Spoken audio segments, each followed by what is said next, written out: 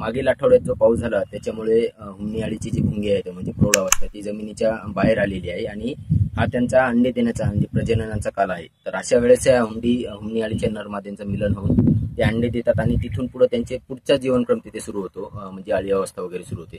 तर अशा वेळेस आपल्याला ह्या हुमणी अळीचं व्यवस्थापन करण्यासाठी म्हणजे प्रौढांचं व्यवस्थापन करण्यासाठी आपल्याला शेतकऱ्यांना आपल्या शेतामध्ये एखाद्या लाईट लावून त्याच्या खाली टोपलं ठेवायचं आणि त्याच्यामध्ये पाणी टाकून आणि कुठलंही कीटकनाशक टाकून जर ठेवलं तर लाईटामुळे ते प्रौढ आकर्षित होऊन त्या टोपल्यात पडून तिथं नष्ट होतात।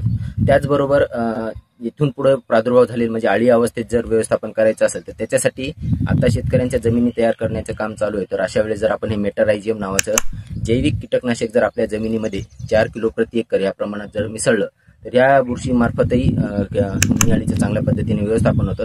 त्याचबरोबर आपण ज्या पिकांना शक्य आहे जसं की भाजीपाला पिकं असतील, हळद असेल, ऊस असेल, ह्या पिकांना जिथे आळवणी शक्य आहे अशा पिकांना आपण ड्रेंचिंग म्हणजेच 10 लिटर पाण्यामध्ये 100 ग्रॅम मेटारायझियम पावडर टाकून जर आळवणी जरी केली तरी त्या अळीचं तिथे चांगल्या पद्धतीने व्यवस्थापन होऊ शकतं। तर याच्यासाठी कृषी विज्ञान केंद्र सगरोळी येथे आपण मेटारायझियमची मागणी करण्यासाठी येऊ शकतो।